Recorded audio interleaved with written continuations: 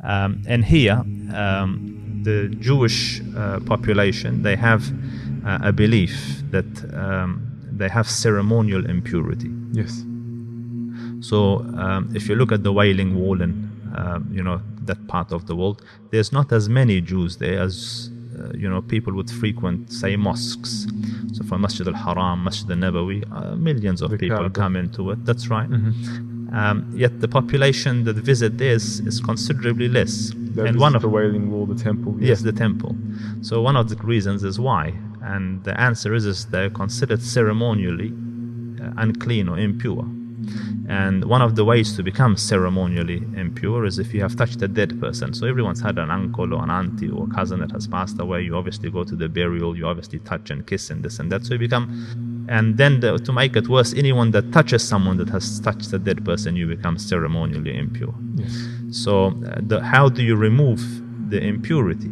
So they believe that the red heifer, the red cow, must be sacrificed, and the ashes of that used in a special process to cleanse people from their ceremonial impurity. So they have been searching eagerly, and there's an actual organization that's responsible for this.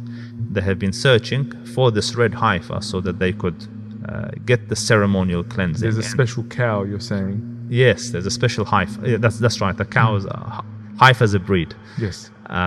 So this cow they were looking for, and they found one in 2015, and then at the last minute they found the black hair on it, and I think another one they found in 2018, and under the arm there was another color hair, so they couldn't meet their standards. And then they've been in touch with Texas recently, where they are unnaturally selecting, genetically modifying the rest of it. Until now they have 5 heifers, heifers, cows. Is there anywhere someone can look this information up that you Google just mentioned? Yes. Google it. It's all over the place.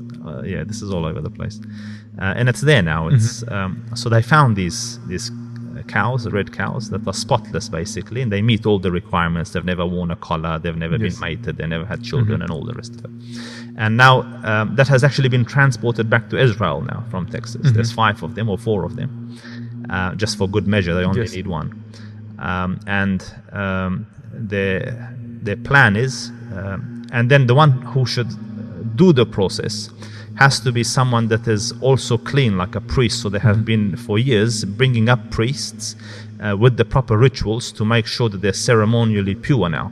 So a pure priest or ceremonially pure priest will come and sacrifice the heifer, and its ashes will be spread. And this will be a huge historical, spiritual event where I anticipate millions of people will come from around the world to experience the cleansing and the spiritual and the emotional high that will be there.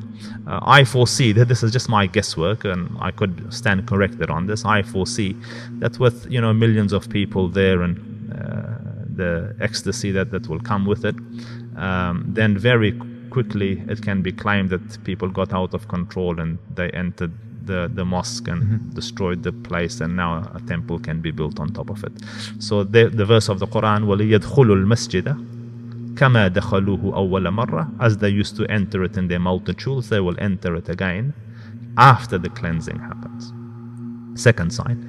Third sign, وَلِيُتَبِّرُوا مَا عَلَوْا تَتْبِيرًا, and they will destroy whatever you have built up from buildings. So we see these days in Gaza and elsewhere high-rise buildings, and a rocket strikes down the bottom and it comes down to the ground.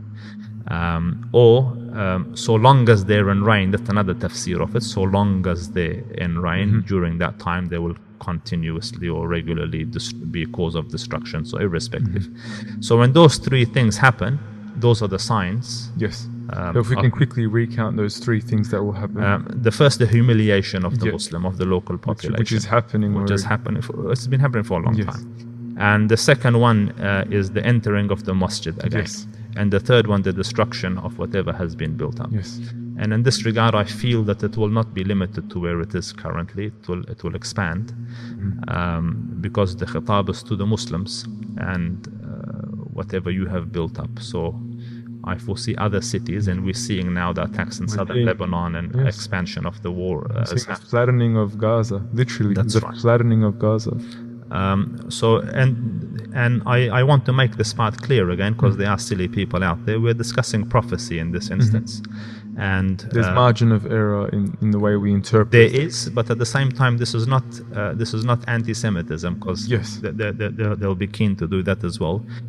We are academically, technically unpacking prophecy Within the Quran, within our revelation. within our revelation, and nations come and go. So some time ago there was the USSR, huge bloc, but they're no longer in their current form or in their previous form. And the Ottomans were existing as no longer. So there's a time nations have a shelf life, after which the system changes, the world changes. And for us, there are certain key moments where nations will undo themselves, and they pretty much undo themselves. Yes. So when enough evil and vice and cruelty is experienced, then Allah Rabbul Izzah changes the matters in a way that replaces them with newer models. Yes. If Nazi Germany didn't last, you can only imagine if they did last, an yes. extremist government like that, which is currently holding Israel, which is currently committing mass genocide on the Palestinian people. How long can you possibly last? It's unsustainable to be inflicting so much carnage on a daily basis. Every single day they have killed almost 90 children every single day for the past 145 days. So you cannot last. This is not sustainable. Yeah. I think the collective human conscience will not allow. So this is profound. Now we know that also the Prophet ﷺ spoke specifically about Palestine being the place where obviously Isa alayhi salam will finally kill the Antichrist. This will befall upon the land of Palestine as well. So it's a very significant place when it comes to more prophecies as well. Yes, and so after this ones, then the end of time prophecies come. And again, it will have a huge role in those as well. And it's Palestine by itself historically is a place where many of the prophets have come. Yes. Very significant throughout history. And when Allah Rabbul Izzah took our prophet to Isra and Mi'raj, he took him from here. Yes. So it's a blessed land, and the Quran says it the same. It's a blessed land, and it will continue to be blessed, and it will continue to be significant till the hour established. Yes. And a last parting message for our young generation out there who want to know the significance of Palestine, who want to feel connected to Palestine. Yes, we're connected to Palestine from a standpoint of justice. You know, it pains our hearts to see the level of injustice, the level of oppression which is being inflicted upon the people of Palestine. And that's why we see non-Muslims around the world, Jewish people around the world, standing in unison for the Palestinian people, for the Palestinian cause. But for our young Muslim viewers, if you could summarize to them why the Palestinian cause is important to them from an Islamic lens. I'll do something slightly different if you don't mind. So what I notice is whenever these turmoils happen and these catastrophes happen, young and old feel a lot of pain. Yes. And there's a lot of emotion. But there's not much information. Like they don't really know the details.